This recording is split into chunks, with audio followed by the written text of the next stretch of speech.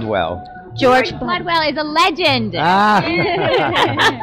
They tell me that, but anyway. Have you guys had the opportunity to work together? Not completely. We're talking about. I mean, she actually doesn't need much help. She's gorgeous. She knows how to dress. But I would love to. We've been talking about it. Yeah. And I'm also an editor-at-large for a magazine called Genlux. Yeah. It's a fashion magazine, and I want to try and do something with Taylor in that. Oh, what a perfect match here then. Taylor, tell me about what some of the things that you have going on. Do you also, what does fashion do to you? Tell me what your inspiration's from. What does fashion do? You know, I like classic with an edge. I like all of the classics, but I love to throw some motorcycle boots or something kind of cool in. But, you know, more than that, I just think feeling good on the inside is first and foremost, but feeling good on the outside helps promote that good feeling on the inside. So I think that's important. And how do you, George, how do you approach a client like this who already brings so much to the table? I approach. I asked Paris and I the other day. I don't know what that's doing. How do I approach? Well, first of all, if Taylor was like, we're talking about, say she has a special event.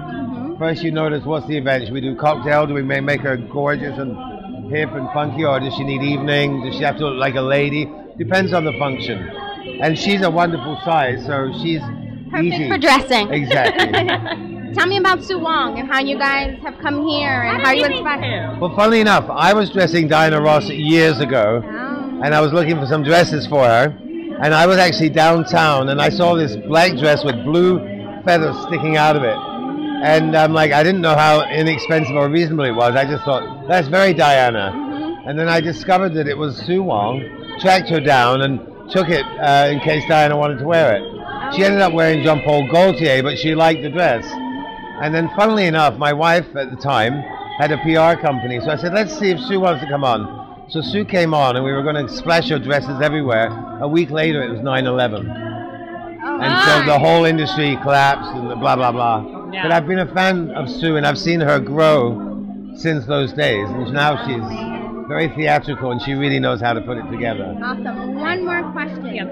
LA Fashion Week. How is that sort of being around for a while and knowing the changes of the seasons? How has LA Fashion Week today in 2012 changed? What's going on? You know, it's sort of getting better, and yes, I mean, Mercedes used to be behind it. Right. Sorry, I just love cuddling. I know, darling. It's getting better. It's still a bit spotty. There's too many organizations trying to grab it. So there's different groups of fashion shows and so on and so on. So it's a little confusing. But it's really exciting to have fashion associated with LA because the world's eyes are on LA because people like Taylor and celebrities live here. LA gets so much publicity. Right. So it's good that we have a fashion feel. Unfortunately, our weather is so great that we tend to be a little flirty and, you know, show some skin. And we don't get to wear the amazing New York soul fashions as much.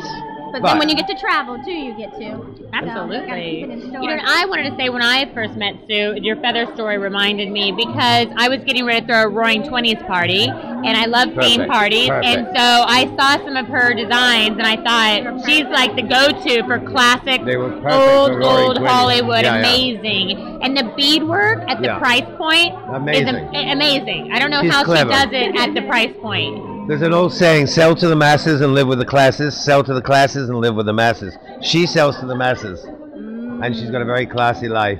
You guys, thank you so much for your time. It's been a pleasure to get you both. Rich Girl Productions. We are watching Rich Girl Productions. Thank you, guys. Inside. We don't care about the outside. That's right. You look good. Thank you, guys. Thank you so much. Thank you.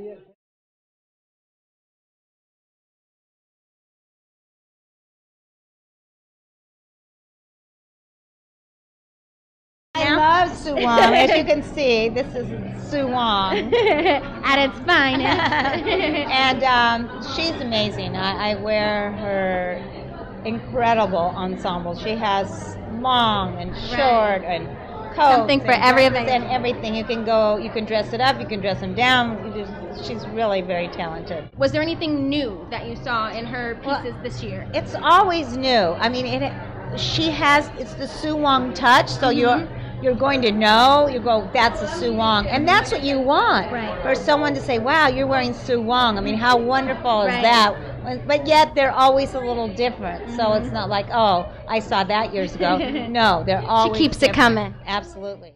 Tell me a bit about some of the projects besides Young and the Restless. Are you working on anything else? Can we see you I actually have a film. I have a small role in the film Hysteria with Maggie Gyllenhaal and Hugh Dancy, Rupert Everett. That'll be out May 18th. Awesome. And I also have a role in the film Expatriate with Aaron Eckhart that should be out in summer or fall, I believe. So very excited. Hysteria is Sony Classics, and it's going to be at the Tribeca Film Festival as well. So awesome. Yeah, that's great. It's your 30-year anniversary coming up for the Young and Restless, yes. Correct? April 8th is my 30th anniversary. It's so hard to believe. I can't believe it. I'm also a celebrity spokesperson for the ALS Association, Lou Gehrig's disease. I'll be going to Washington, D.C. in May to advocate for funds for ALS. So. Thank you so much for your time. It was a pleasure speaking with you. Yes, nice to speak with you as well. Enjoy yourself. Okay.